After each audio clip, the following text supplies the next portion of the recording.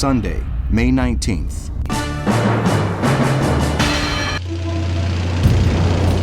In France, near the forest of Holnon, to the northeast of Saint-Quentin, General de Gaulle's 4th Tank Division begins a new attack against Heinz Guderian's Panzer Division.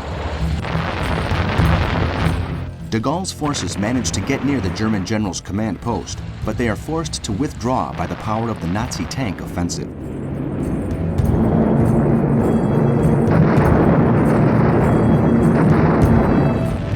While Rommel's troops advance towards Arras, General Wilhelm von Lieb's forces strike at the northeast of the Maginot Line.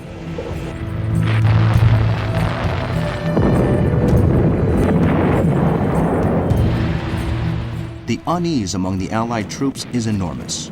Reynaud replaces Gamelin with General Maxime Weygand.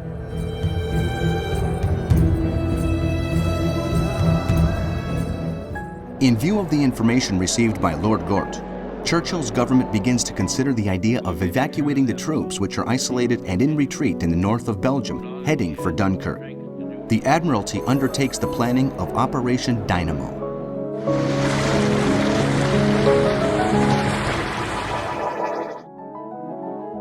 In Berlin, Hitler announces that the Belgian territories of Eupen, Malmedy, and Morsnet, which he claims were seized from the Germans in the Treaty of Versailles, have now been incorporated into the Reich.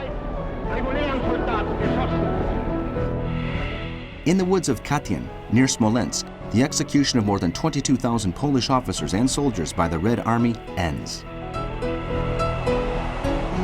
In the naval war, U-37, commanded by Victor Ohern, sinks the Swedish merchant ship Erik Frizzell.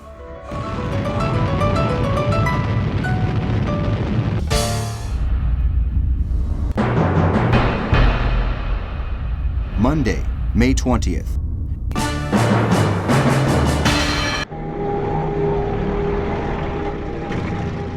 In France, the German divisions headed by Rommel's panzers, which are moving along the River Somme, reach Amiens, Abbeville, and Noyers-sur-Mer on the Channel coast.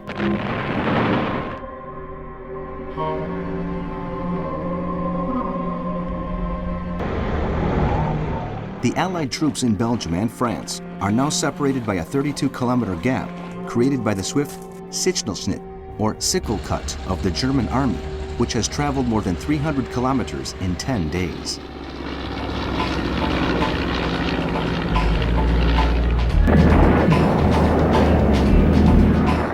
Hitler meets Generals Halder and Braustich at his headquarters in Münsterfeld-Erzkirchen in Germany to analyze Case Red, Fall Rot, the second part of their campaign in France, which is to start from the Somme and Aisne rivers and end with the occupation of the whole country.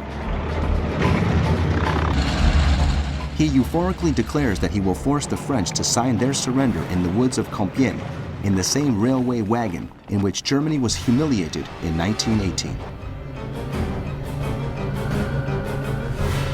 In the north of Belgium, the British troops led by Lord Gort, along with the French forces of General Blanchard and those of the Belgian army, find themselves isolated. Their only way out is to withdraw to Dunkirk to be evacuated in Operation Dynamo.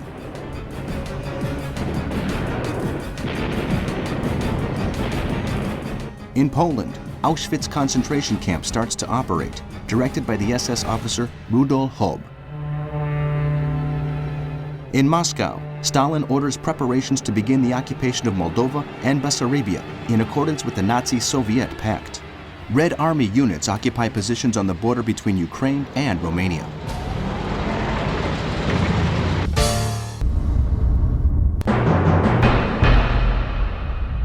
Tuesday, May 21st.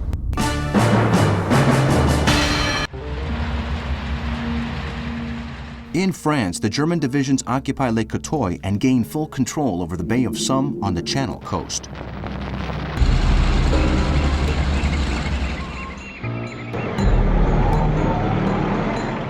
To the southeast, British troops try to force a passage through Arras in the direction of Paris to end the isolation of their forces to the north. But the intervention of the SS Totenkopf division, supported by Stuttgart, leads to the complete failure of General Weygand's plan.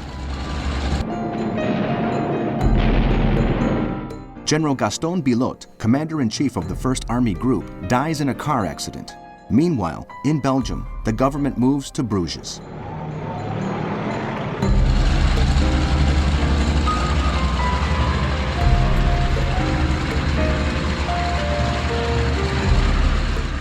Hitler expresses his fear of losing his tanks units, which are vital for the second phase of the invasion.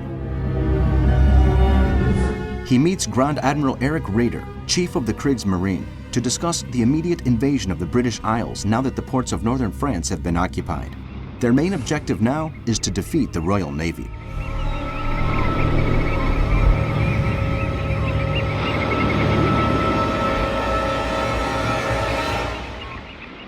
In London, the British wartime cabinet discusses the mining of the Rhine, Moselle, and Meuse rivers.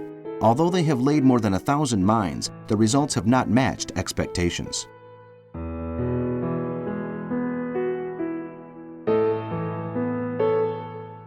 In Soldau, in German Western Prussia, the killing of 2,000 mentally ill people moved from different hospitals begins.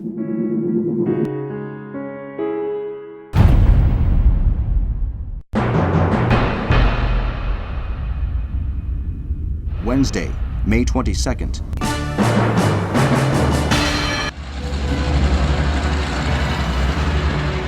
In France, the channel ports of Calais and Boulogne are besieged by the German army.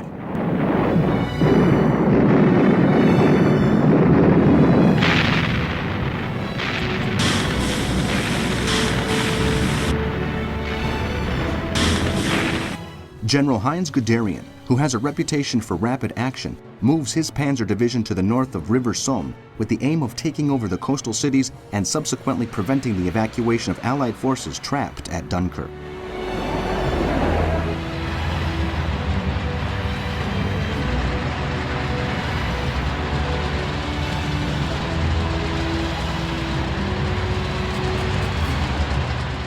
Reynaud, Churchill, and General Weygand meet in Paris. There is no chance of a counter-offensive. France must prepare for a vengeful German occupation. In the Senate, Prime Minister Reynaud confesses that our homeland faces a great danger and our army is totally disorganized.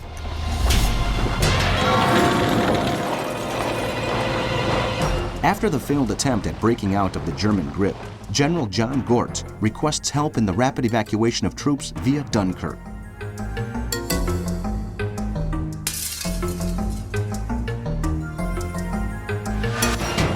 At the British Intelligence Center at Bletchley Park, near London, the German Enigma code is deciphered. Despite the complexity of the system, it is a hugely important achievement for the Allies. In Sydney, Australia, Prime Minister Robert Menzies announces the deployment of troops overseas to defend the British Empire.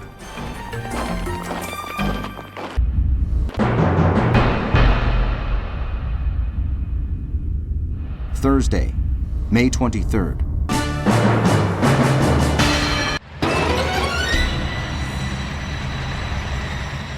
In northern France and Belgium, the armies of the Third Reich continue their unstoppable advance against the uncoordinated Allied forces.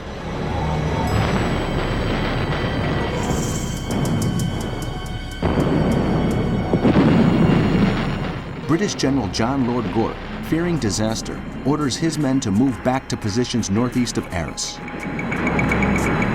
Lord Gort, convinced of the collapse of the French forces, decides to try and save his troops.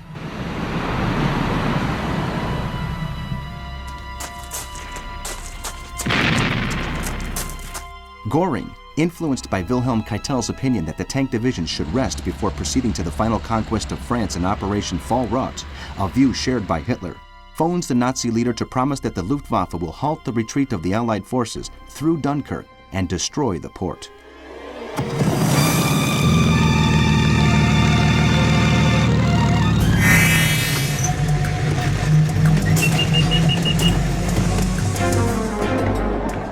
In Britain, Winston Churchill warns the House of Commons to expect serious problems on the English Channel coast, while the police arrest Oswald Mosley and several members of the British Union of Fascists.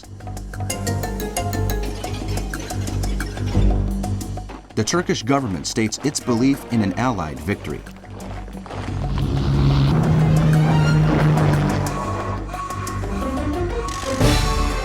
In the Sea War, U-37, commanded by Victor O'Hearn, causes serious damage to the British merchant ship Dunster Grange, and U-9, under the orders of Commander Wolfgang Luth, sinks the Belgian freight ship Sigurd Falbaum.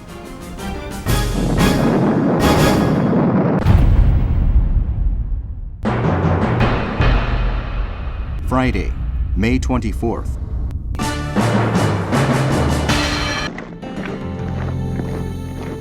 In France, one of the most enigmatic events of the war occurs.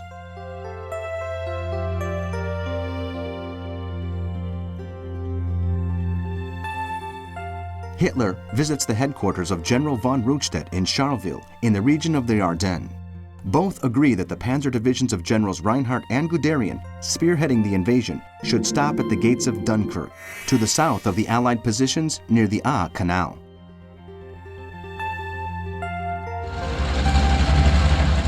The Führer believes that the armies need to rest at least 2 days before resuming their march to Paris. Both General Franz Halder, chief of the High Command of the Army, and Walter von Brauchitsch, commander-in-chief of the Army, disagree with the Nazi leader on the grounds that thousands of Allied soldiers are waiting to be evacuated from the beaches of Dunkirk. Hitler believes they should be dealt with by the Luftwaffe.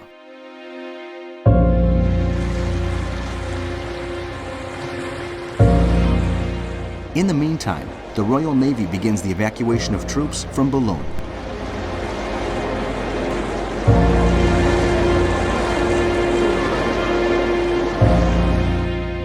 In Belgium, the Germans capture Ghent and the Belgian army withdraws to Bruges. King Leopold informs his government that he will stay till the end.